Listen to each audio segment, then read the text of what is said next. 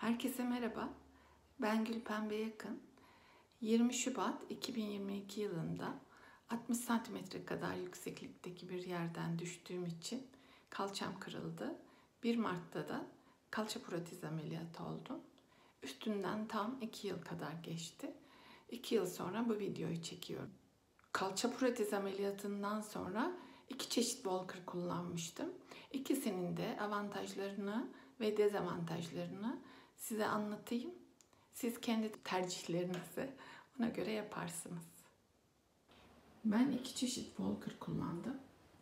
Birisi büyük tekerli, 4 tekeri var. Birisi de küçük tekerli, böyle bir Walker.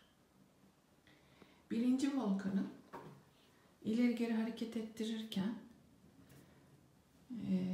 iki elinizle tutuyorsunuz, hareket ettiriyorsunuz ve şurada bir fren bölümü var. Elinizle sıktığınızda hareket etmiyor. Bir de şöyle yaptığınızda yine hareket etmiyor. Üzerine oturabiliyorsunuz o zaman. Hareket etmesini istemediğinizde frenini bu şekilde düzeltmiş fren hale getiriyorsunuz. Elinizle bastığınızda fren gidiyor. Tekrar istediğiniz gibi hareket ettirebiliyorsunuz. Yürümesi bununla çok rahat. Yoruldunuz diyelim yolda yürürken üzerine oturabiliyorsunuz. Oturma yüksekliği de ideal diyelim. Ameliyattan sonra ilk sıralarda kalçamızdan, dizimizin kalçamızdan daha aşağıda olması gerektiğini söylüyordu doktorlar. Oturacağımız yeri ona göre belirleyecektik. Bunun yüksekliği ilk günlerde bunun üzerine oturacak yerinin üzerine birkaç minder gibi bir şey koyarak yükselterek oturuyordum ama diğer zamanlarda oturması çok rahat. Diğer sandalyelere göre biraz daha yüksek. Bu Walker ise ön tarafında tekeri var. Bizden tarafa doğru gelecek yerde tekeri yok. İstediğiniz gibi şuralarda şeyler var. Delikler var. Bu deliklere göre alçaltıp yükseltebiliyorsunuz. Benim boyum uzun olduğu için daha yüksek bir şekilde kullanmaya çalıştım. Arabaya koyacağınız zaman buraya basarak düzeltebiliyorsunuz. Biraz sonra kendimi çekerken göstereyim bunu. İkisinin avantajını ve dezavantajını o şekilde de anlatmış olayım. Bu Walker kullanırken isterseniz ileri, isterseniz geri olarak kullanabiliyorsunuz. Tekerleri büyük olduğu için yormuyor sizi. Frenlerini de söylemiştim şuralardan.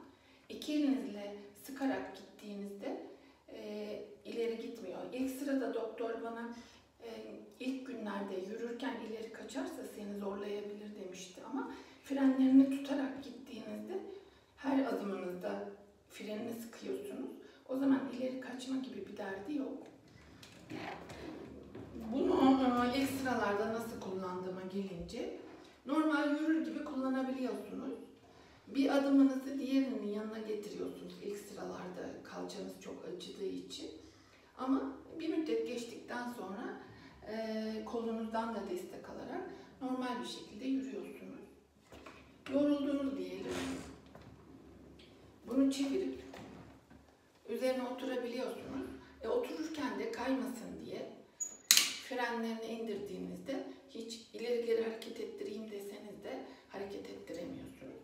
Tekrar düzeltmek istediğinizde bunları yukarı doğru kaldırdığınızda rahat bir şekilde o frenleri kalkıyor. Bunun şöyle bir dezavantajı olabiliyor. Biraz büyük, her arabanın bagajına sığmıyor. Bazı arabalara sığıyor, bazı arabalara sığmıyor.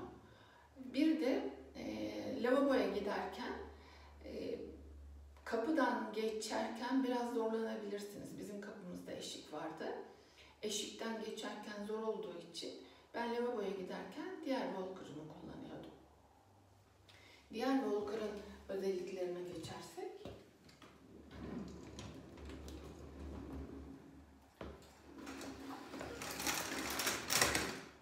o da bu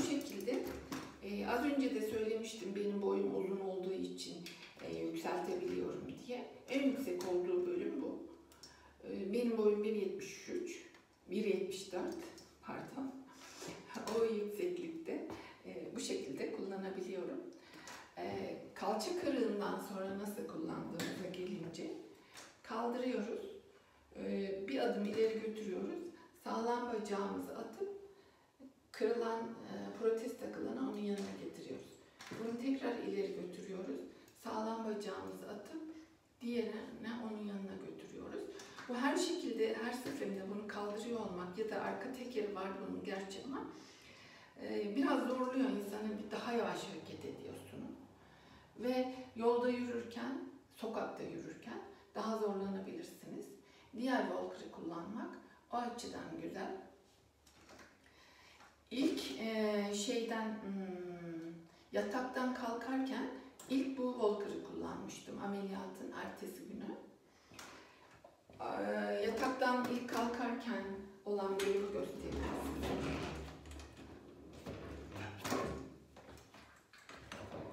Yatağın kenarına oturttular beni. Sonra da bu walker'ı tuttum.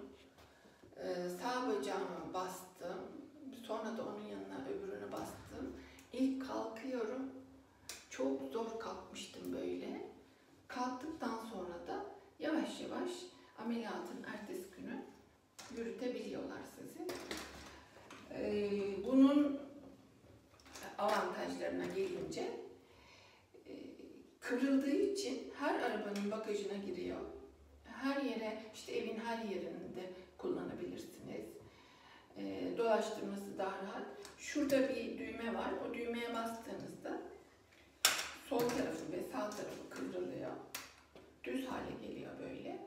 Düz hale geldiğinde arabanın bagajına sığabiliyor. Tekrar açtığımızda bu şekilde açabiliyoruz. Tabii arabaya daha rahat sığmasını isterseniz alttaki düğmelerden de o düğmeleri kullanarak yapabilirsiniz.